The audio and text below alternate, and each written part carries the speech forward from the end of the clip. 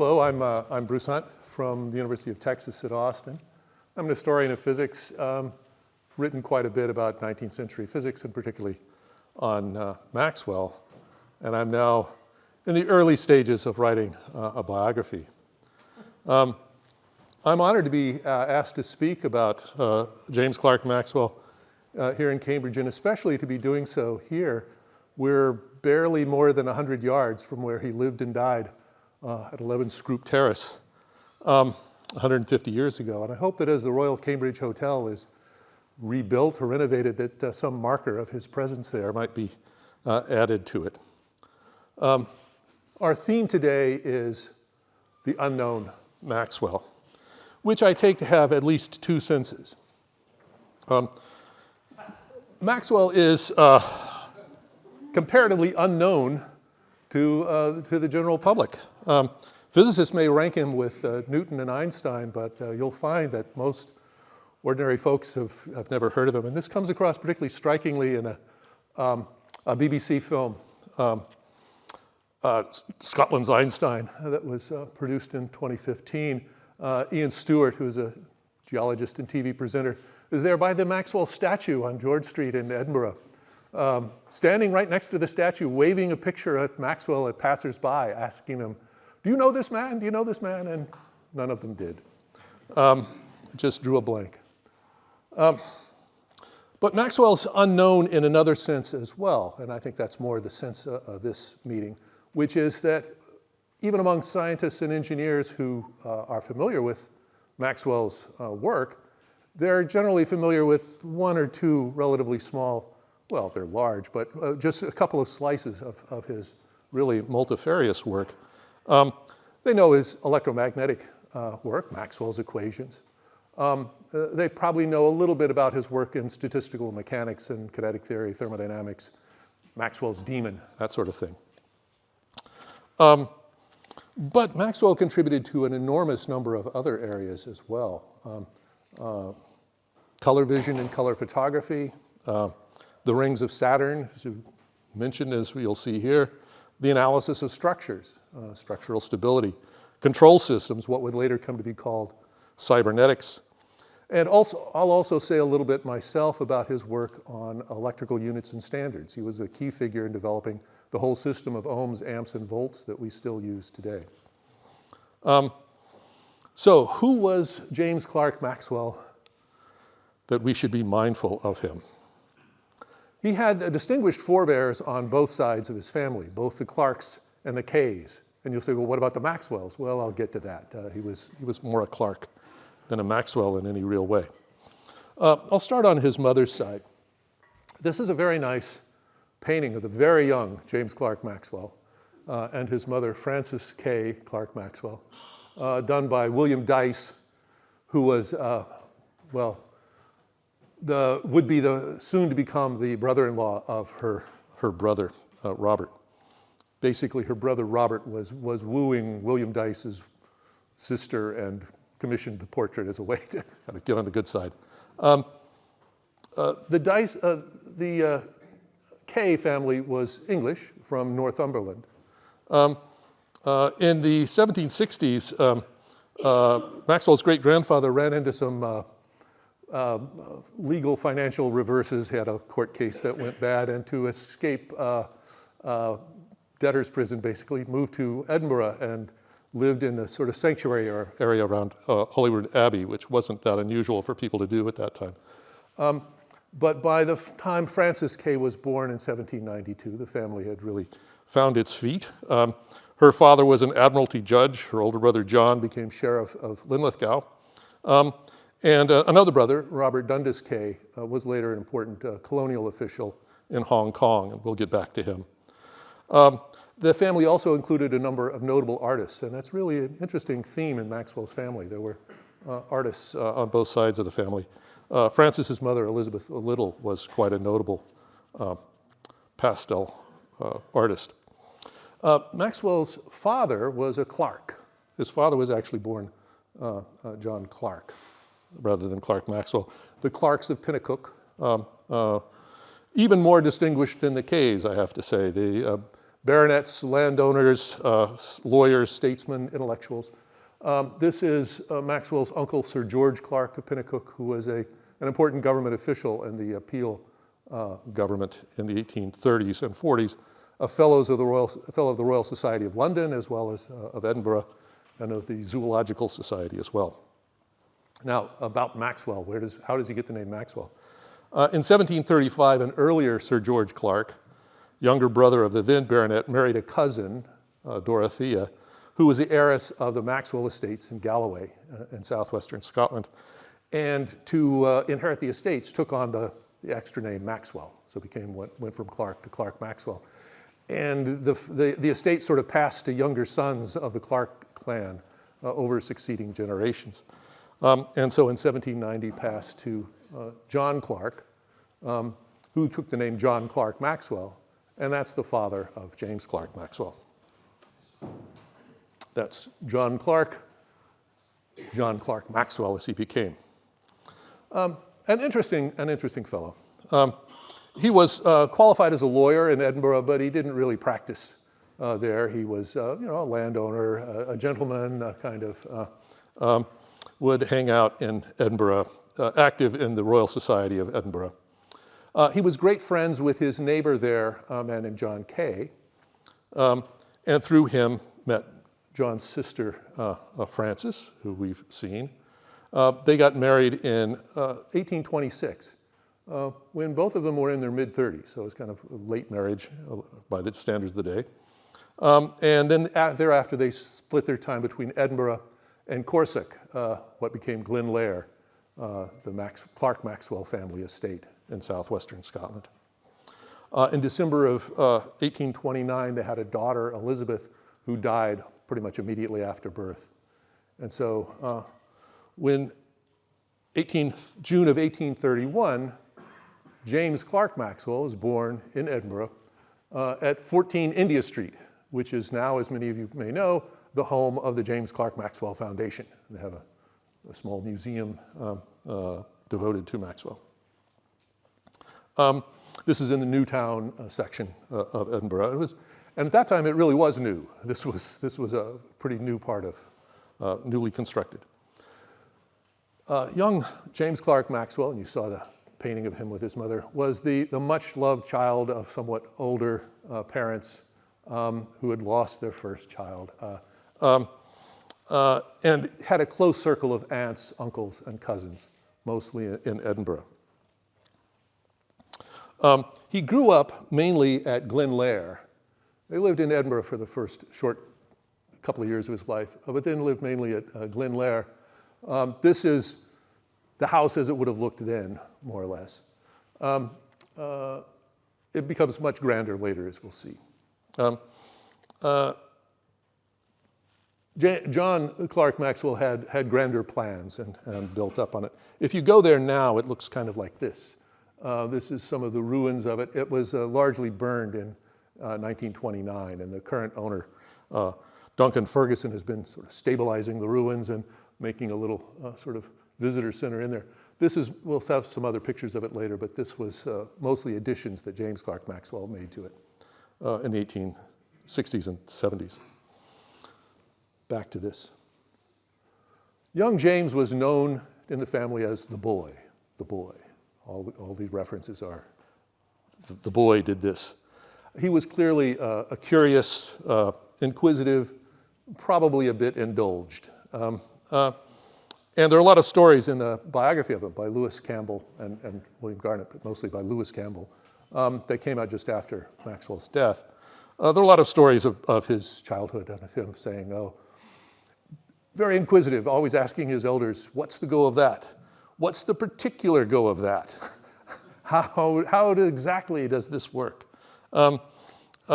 His Aunt Jane Kay, his mother's sister, saying it was humiliating to have such a young child ask so many hard questions that she couldn't answer. Most of these stories probably come down to us, if you sort of think about how they could have reached Lewis Campbell, they probably come down to us through Jemima Wedderburn Blackburn, of whom I'll say quite a bit more later. She's the artist who did the painting on the far end there. And we'll see a lot more of Jemima's Francis had charge of James's early education, just at the home there at Glenlair, which, reading the Bible, poetry. Maxwell memorized lots of long poetry, probably some art. Sadly, she died when he was 8 of cancer.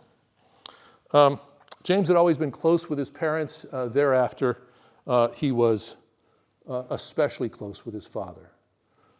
This is one of Jemima's many very charming watercolors, and this is a typical shot. There's a picture there of John, the boy, and their dog, Toby. They had a whole series of dogs named Toby. If you look in the index of the biography, it's Toby in perpetual succession, a lifelong and hereditary companion. And so they would always play tricks with Toby. The statue in Edinburgh, you can see it at Maxwell's feet. There's a terrier, and which we presume must be Toby. Here's another of Jemima's, the boy and Toby. The boy and Toby. Jemima did an amazing number of these watercolors on her visits to Glenlair. And another favorite activity, and this is a nice one, Jemima and James tubbing in the duck pond at Glenlair with their headdress of feathers. After Francis's death, James's father put James's education in the hands of a young man of the neighborhood who proceeded to drill James in Latin. James didn't really like that very much. He seems to have rebelled. There are stories that the tutor responded rather harshly, pulling James's ears until they bled. His father, I have to say, was rather oblivious and rather slow to act. Here's another of Jemima's watercolors. You have James tubbing in the duck pond, his father and his Aunt Isabella looking on, Toby, of course, looking on. There's Jemima, and someone who was almost certainly the tutor trying to get the James to haul him back in. Well, so the situation with the tutor was not good. James, and I think from everything we know about him and what we'll see later, probably never complained to his father about anything. And his father, as I said, was a little oblivious. But James's Aunt Jane Kay, his mother's sister, caught wind of the situation and in 1841 intervened and basically convinced John, Maxwell's father, to send, they had been planning apparently to send James eventually to Edinburgh Academy for further education, but she convinced him, John, to do it immediately rather than wait any longer. And so in the middle of the term, in November of 1841, James moved from Glenlair to Edinburgh.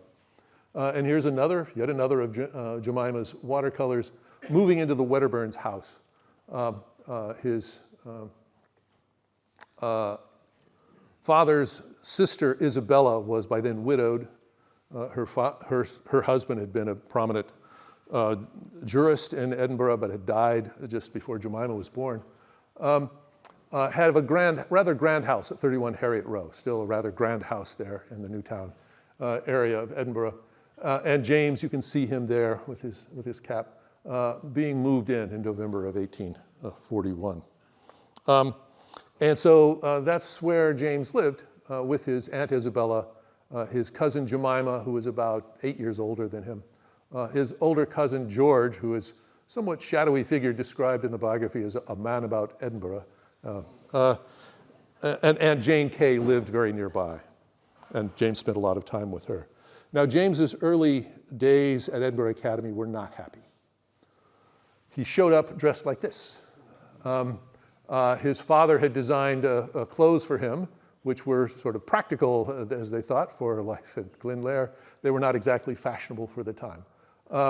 And so he has his sort of tunic and his buckled shoes, and this did not impress the boys at Edinburgh Academy very much. He had his odd clothes, his rural Galloway accent. He was very severely bullied at Edinburgh Academy, and the accounts are pretty unanimous in describing this. They called him Dafty, a nickname which he retained for some time. He took it very stoically, and again, this is quite characteristic of him. He took it very stoically, would not complain. But Lewis Campbell, who was a school friend of his, became a school friend of his, and later lifelong friend and biographer, said that he thought it left a permanent mark on Maxwell's personality, that he was rather hesitant and oblique in his speech, really forever after that. So his early days at Edinburgh Academy, especially the first year or two, were pretty rough. But his talents gradually emerged. He won prizes in both poetry and mathematics. He befriended, he developed some close friendships. I don't have any images of Lewis Campbell as a boy, I'm afraid. So here's Lewis Campbell as a quite old man. And also Peter Guthrie Tait, later the professor of natural philosophy, of physics at Edinburgh, and a lifelong close friend of Maxwell's. And they were a fairly tight group. Interestingly, all three of them had lost a parent at a very young age. Maxwell, of course, had lost his mother when he was 8. Campbell and Tait had both lost their fathers at very early ages. Campbell was later an important Plato scholar, professor at St. Andrews, and as well as wrote a really quite good biography of Maxwell's early days, better than most of your life and letters kinds of biographies of those days. I have to say, and this is a little pitch for me, that's the last full-scale biography of Maxwell, is 1882, so I think it's about time for another one. Young James was fascinated by geometrical designs. He did needlework and so forth, and mosaics of various kinds. When he was 14, he hit upon a new way to draw ovals, sort of an extension of the sort of familiar way of making an ellipse with a loop of string. And by sort of doubling the loop of string, he could make other kinds of ovals, a more egg-shaped oval and so forth. And this he just thought of as pretty much on his own. It turns out other people, back to time of Descartes, had worked on something like this, but Maxwell, as just a lad, hit on it himself. His father was very enthusiastic about this and showed it to J.D. Forbes, James David Forbes, the professor of natural philosophy at the University of Edinburgh. And Forbes then presented it to the Royal Society of Edinburgh in April of 1846, when Maxwell was not quite 15. Maxwell was considered too young to present the paper himself, so Forbes did it on his behalf. James entered Edinburgh University the next year, at the age of 16, and studied with both Forbes, and Forbes gave him quite a free hand in his laboratory there and and was pretty close with him. Interestingly, Maxwell was also strongly influenced, strongly struck by the lectures of the Scottish philosopher and metaphysician Sir William Hamilton, not to be confused with William Rowan Hamilton, the Irish mathematician, but Sir William Hamilton. And Forbes and Hamilton were just opposites in almost everything at the University of Edinburgh. They argued about everything, particularly about the status of mathematics, which Hamilton tended to downplay. But Maxwell was strongly influenced by both, and it's interesting that he tried to sort of synthesize quite diverse points of view. And Maxwell would later seem to bring some of these characteristic Scottish philosophical ideas, ones that he drew from Hamilton and others, bring them to bear on some of his scientific questions, particularly the idea that the whole is prior to the parts, that you start with the whole and then focus in on the parts rather than building up from things. I think that's related to some of Maxwell's approach to field theory. After 3 years at the University of Edinburgh, we have some photographs of young James. Just a note about early photographs I had the photograph of Glenn Lair, quite an early photograph of Glenn Lair, and a couple of these early photographs. His uncle, John Kay, was a real pioneer of photography, a member of the Edinburgh Calotype Club, which was one of the first photography clubs anywhere. And so I can't tell you exactly who took some of these photographs, but certainly Maxwell was involved with photography from quite an early time in the 1850s. Well, after 3 years at Edinburgh, he headed to Cambridge. He started at Peterhouse, but was only there for a term and then migrated to Trinity. Apparently he made the calculation, or someone made it on his behalf, that he had a better chance of getting a fellowship eventually at Trinity than at Peterhouse.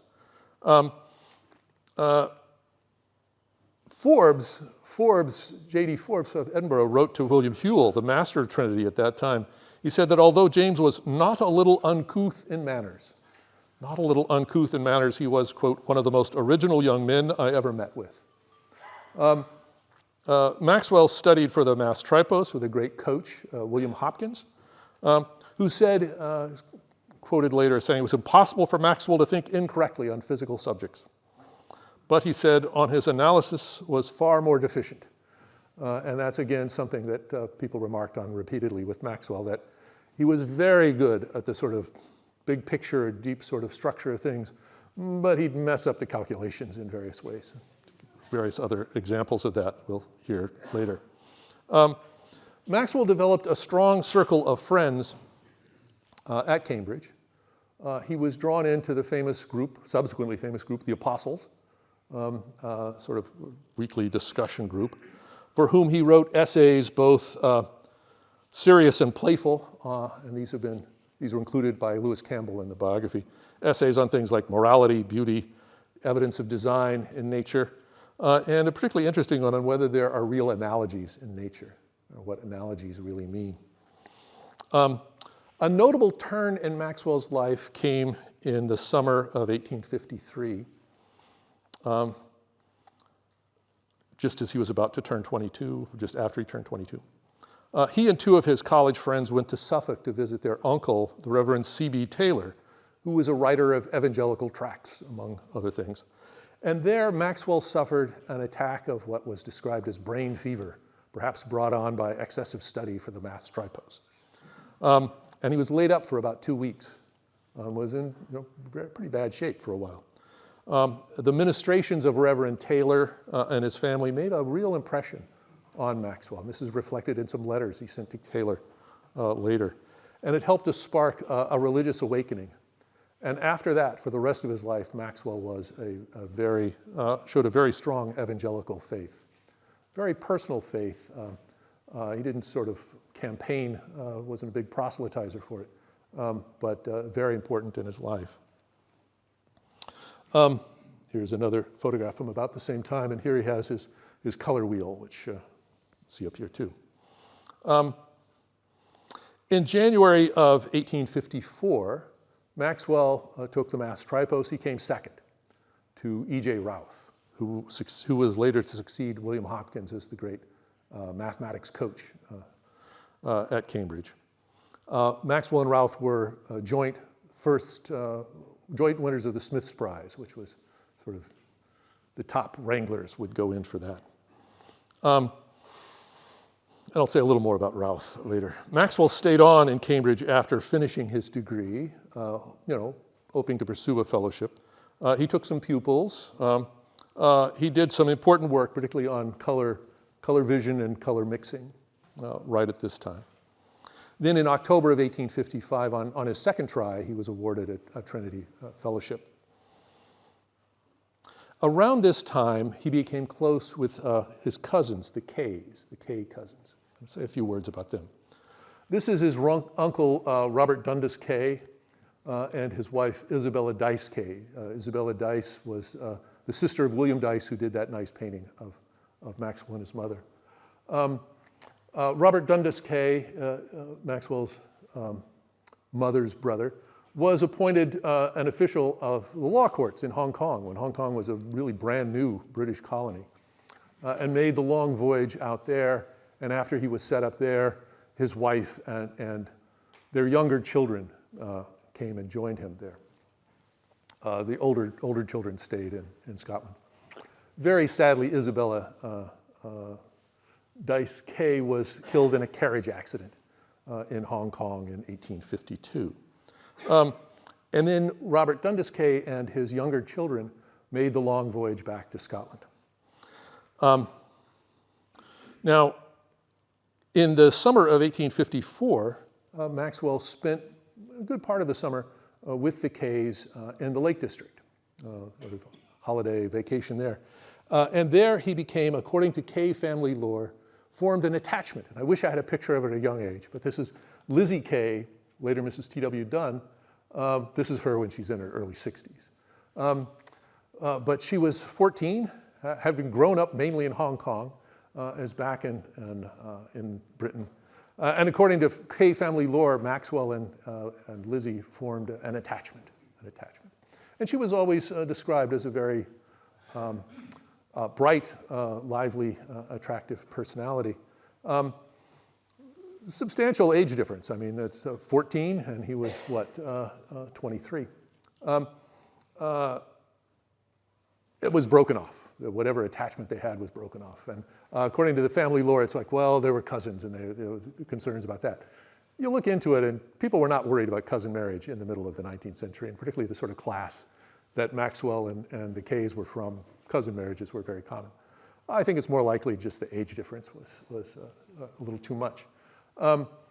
Or it may be, it's very hard, frustrations of a biography, it's very hard to tell what was really going on here. It may be she just formed a crush on her older cousin, and that sort of passed into the family lore in a different way. We may never know. But in any case, Maxwell was quite close with his Kay cousins, Lizzie, and also two others, particularly William Dyce Kay, who later was an important, significant civil engineer, particularly doing the harbor works at Aberdeen.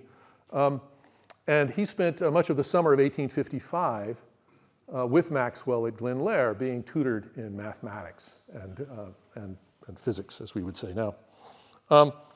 And apparently did pretty well, because he came back and won the top prize at Edinburgh for mathematics the next year. Willie said later that though clear on paper, Maxwell was not so in viva voce explanation. That when he tried, for instance, to explain the principle of virtual velocities to Willie, before I got to the bottom of one example, he had rushed off into another. And that, again, seems quite typical of Maxwell. He was quite clear on paper, for the most part, but was sort of would move too quickly through things and skip over steps, and people had a hard time following what he was getting at. I won't put up a picture here of Charlie Kay, but Charlie Kay was another of the Kay cousins that Maxwell was very close to. Early in 1854, just around this time, oops, I'm getting a little ahead of myself. No, that's the right one. Early in 1854, Maxwell took up electricity for the first time as a real serious study. He read Faraday's experimental researches and was drawn to Faraday's field approach, which was not very widely followed by others at the time. It was mostly dismissed by other physicists as just kind of this idea that, Faraday couldn't do mathematics, so he thought in terms of these lines of force. But Maxwell took it up in a pretty serious way, and in December 1855 and February 1856 presented his first real important electromagnetic paper to the Cambridge Philosophical Society, Faraday's lines of force. You can see on Faraday's lines of force, read December 10th, 1855, February 11th, 1856. You probably can't make this out, but it was published in the Transactions in 1864. And it was always puzzling to me as to why such a long gap? Well, then I was reading Susanna Gibson's history of the Philosophical Society, and this was a period when the society was going through a financial crisis. They had to sell their building and so forth, and they couldn't afford to print the Transactions. So they just had to wait until they had enough money to print the Transactions, so Maxwell's important paper sort of didn't see the light of day for some years. He had off-prints that he sent to friends, but it didn't circulate as widely as it might have. Well, while he was a fellow of Trinity College, he wanted to be closer to his father, and so he applied for a position in Scotland. There was Marshall College in Aberdeen. They had an opening for a professor of natural philosophy. Now, Aberdeen had a very peculiar situation in the university world in this time, going back to some splits during the Reformation. Aberdeen had two universities. King's College and University, which was the sort of original one, and then in the Reformation they had founded Marshall College as a kind of more reformed version. And so Scotland for a long time had Aberdeen, I should say, the little town of Aberdeen had as many universities as England. And so Maxwell applies for and lands the job at Marshall College. Sadly, his father died that April before Maxwell actually started the position. So James by then was fatherless as well as motherless. He had no siblings. He was still close with his aunts and uncles and cousins, and especially with Jemima, who I mentioned as the artist of those watercolors. It's a nice photograph. If you get a sense of Jemima's personality, I think, really from this photograph. And Jemima, another point about her, Jemima Wedderburn, in 1849, had married Hugh Blackburn, who was professor of mathematics at the University of Glasgow, and one of the closest friends of William Thomson, better known later as Lord Kelvin. So that Maxwell had a sort of family connection through Jemima also to Thomson. And so he's close with Jemima still, and also with, as I said, Willie, Charlie, and Lizzie Kay. Now, at Aberdeen, at Marshall College, Maxwell spent quite a lot of time with the principal of the college, the Reverend Daniel Dewar, and with his daughter Katherine, who you see here, who was 7 years older than Maxwell. At 33, she would have been considered a bit of a spinster in those days, I have to say. She was reportedly much enamored with James. In fact, a story that Jemima recounted was that Catherine's sister, who was married, sort of came up to James and said, you know, my sister just really loves you. And so he said, okay. and they got married. And so they were engaged in February of 1858 and married that June. His family was not thrilled.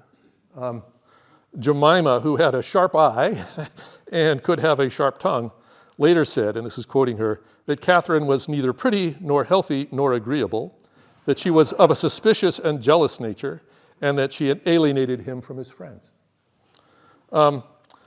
Maxwell, however, whatever that may be, was very devoted to Katherine. They shared a strong religious faith. Most of the surviving correspondence that we have of them is them exchanging Bible lessons. She nursed him through some serious illnesses. In 1860, smallpox, 1865, erysipelas. And he tended to her very assiduously when she became a semi-invalid herself in the 1870s. And here they are with, this is probably Toby, we don't know. They had some other terriers. They always had a lot of dogs. And we don't have a lot of direct records of Katherine. But there is an interesting letter of her to Lizzie, Lizzie Kay, Mrs. T.W. Dunn, as she was by then, in 1884. A bank that Lizzie's father, Robert Dundas Kay, was involved with, the Oriental Bank of Hong Kong and Ceylon, had failed at about that time. And Katherine wrote to Lizzie, "I'm very glad Mr. Kay takes the Oriental Bank failure so quiet. I was afraid he might be vexed. He knows he is getting near another world and that it is little of this world's goods he requires." I'm not sure how consoling it was to Lizzie be told, well, you know, your father's going to die soon anyway. And in fact, Robert outlived Katherine by a year or two. But I think my sense of Katherine is she meant well, but she was kind of socially clumsy. Well, Aberdeen's two universities, university colleges, King's and Marshall, were, after a long campaign, were finally merged in 1860. I mean, it just didn't make sense to have two separate ones. So they were merged in 1860. And for the most part, the new university, University of Aberdeen, kept on the younger of the two professors, if they had ones, you know, at each place. But a key player in the merger was David Thompson, who was a professor of natural philosophy at King's College, Aberdeen. And so he was kept on. And Maxwell was let go.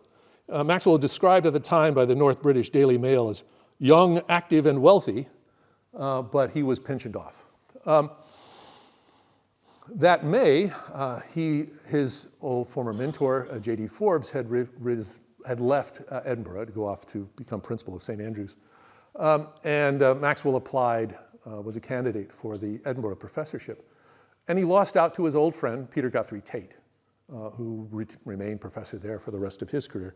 And this is an interesting passage from the Edinburgh Daily Current, May 1860, talking about Professor Maxwell and how one of the most remarkable men known to the scientific world, original investigation of colors, Saturn's rings, similar subjects, well established.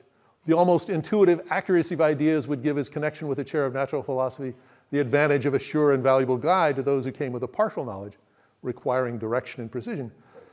But at Edinburgh, the professors taught mainly through lectures to large groups of students, often having very little background.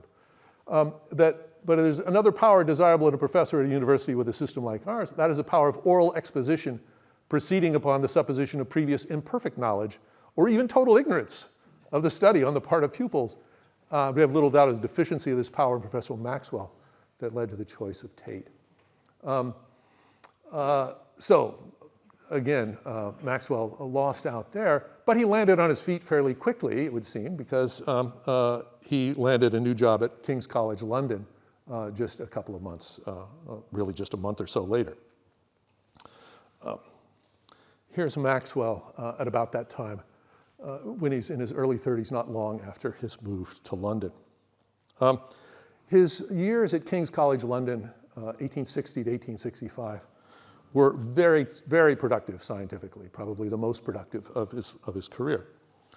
He published his most important papers on electromagnetic theory, on physical lines of force in 1861 and 62, long multi-part paper, which was built on his vortex model of the electromagnetic field, of the ether. The ether in an electromagnetic field is these whirling vortices, these hexagons. He draws them as hexagons, but they're supposed to be really just sort of circles. That in a magnetic field, there's sort of swirling bits of ether that store energy and can exert forces and so forth. And he took this seriously enough that he built this, had built, he didn't do it himself, he commissioned and had built this device which you see right here, the very one, which was to look for the evidence of the inertia of the current, or really the rotational inertia of these vortices, by sort of a gyroscopic experiment. It didn't show any evidence of it, which he didn't take as proving that there were no vortices, but they had to be extremely small. And the effect is kind of masked by the Earth's magnetic field in various ways. So he publishes his physical lines of force. He followed that in late 1864 with his really great paper, Dynamical Theory of the Electromagnetic Field, where he works this out in a much more abstract and general way, and gave a fuller version of his electromagnetic theory of light. He also did pioneering work while he was in London on the kinetic theory of gases, on color vision, on the analysis of structures, and on electrical units and standards, and that's what I want to turn to next. This is something I've done quite a lot on in recent years. Telegraphs began to spread in the 1840s. In the 1850s, submarine telegraph cables were laid first under the English Channel, and then in an extraordinarily ambitious project, attempted to span the Atlantic. First in 1857, which didn't work at all, but then in 1858, the Atlantic Telegraph Company succeeded, after several failures, in laying a cable from Ireland to Newfoundland. It only worked for about a month before the insulation gave way, but it was an extremely impressive achievement. William Thomson was heavily involved in that. He was one of the directors of the Atlantic Telegraph Company, went on the voyages, and did a lot of important work. Later, this is one of the, when William Thomson, Sir William Thomson, he was knighted for his work on the telegraph cable in the 1860s. When he was ennobled and made a baronet in 1892, he had to choose a name because there's apparently already a Lord Thomson. He settled on Lord Kelvin after the stream that runs by the University of Glasgow campus. But some of his friends suggested Lord Cable. And I'm really disappointed that he didn't go with Lord Cable. That would have been better for me. But one of Thomson's experiences was that one of his frustrations was they didn't have good electrical units. They'd have no way to compare measurements of anything. They didn't have the units that was just, they had nothing. And so he and others began to call for an agreed set of electrical units and standards. There was a government-sponsored joint committee on the construction of submarine telegraph cables. Thomson and others testified there about the desirability of having agreed standards. And then in 1861, Thomson, along with Fleming Jenkin, his sort of young protege cable engineer, engineered the formation by the British Association for the Advancement of Science of a committee on electrical units.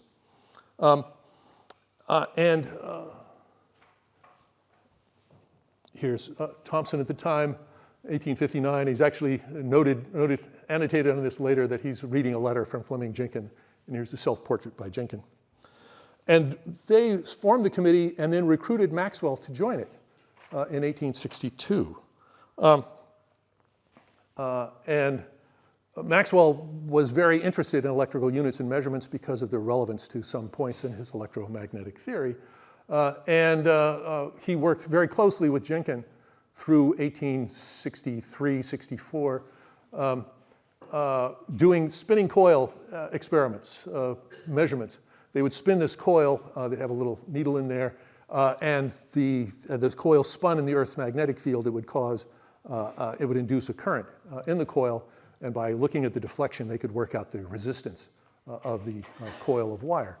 This is a portrait of Maxwell that was commissioned, presented to the Institute of Electrical Engineers, now the Institute of Engineering and Technology, in 1929, and significantly it depicts him with this sort of his most practical piece of work, in a sense, the spinning coil apparatus. In 1863, Maxwell and Jenkin wrote an important paper on elementary relations of electrical measurements. It's often overlooked because it wasn't included in Maxwell's collected papers, but really quite a significant contribution to the subject, and I think to Maxwell's thinking in general.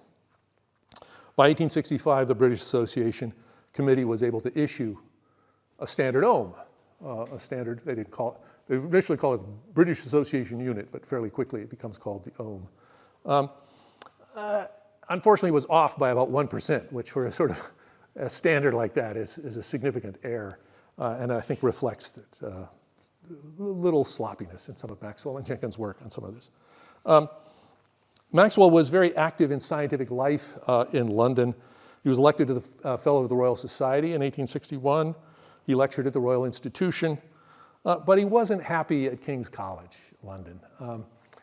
His cousin Willie later said that Maxwell had told him that the students at King's College at those days wanted only the very most practical instruction, and that they weren't really interested in what Maxwell wanted to offer them.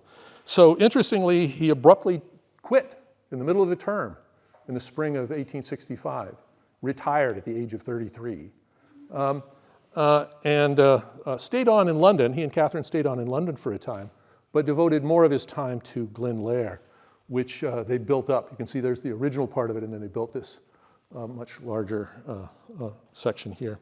And he really had the life of a country gentleman for the second half of the 1860s.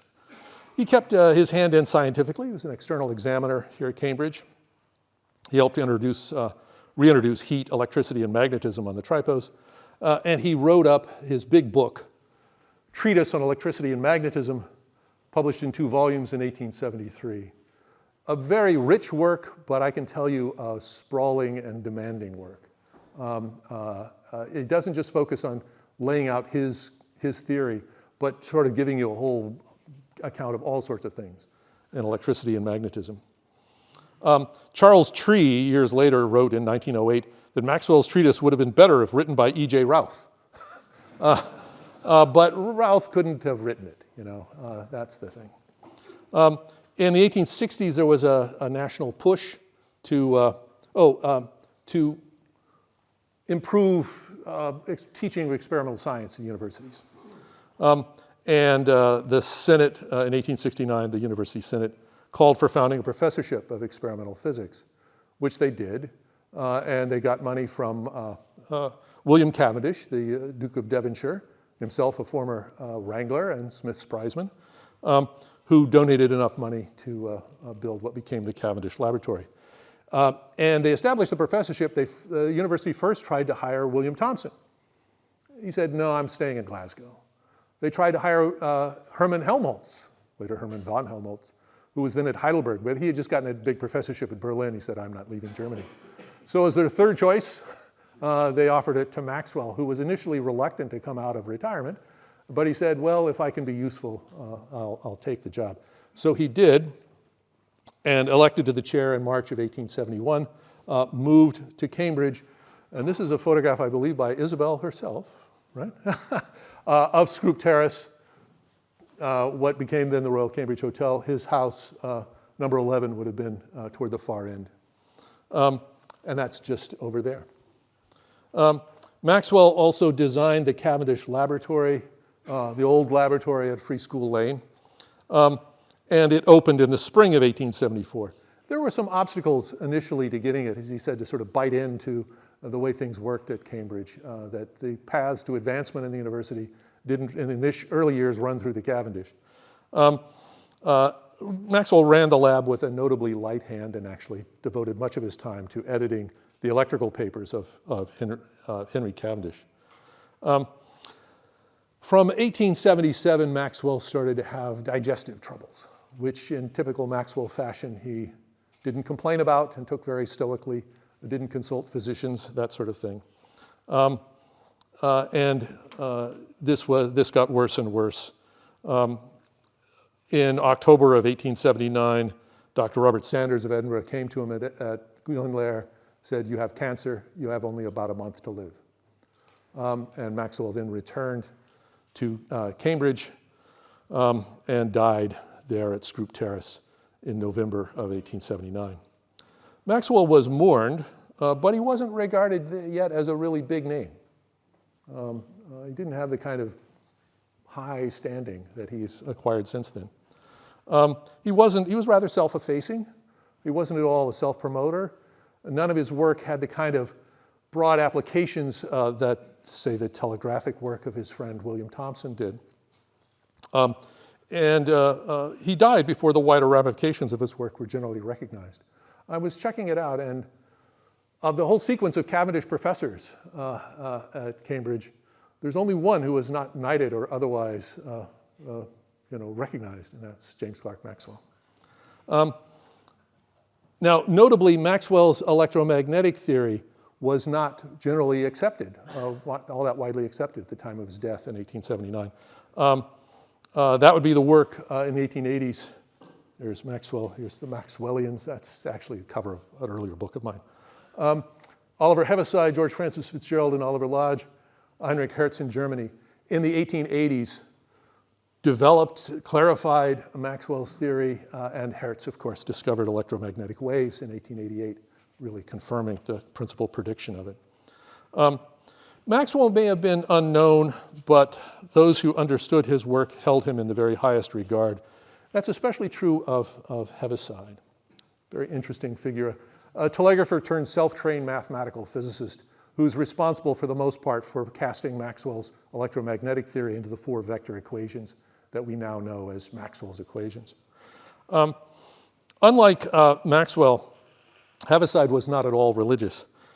But while he dismissed the Christian notion of the immortal soul, he said there was a far nobler sense in which all of us live on through the effects our works and actions have on the world. In this way, Heaviside said, a Shakespeare or a Newton lives the best part of his life after he shuffles off this mortal coil. And so he said it would be for Maxwell.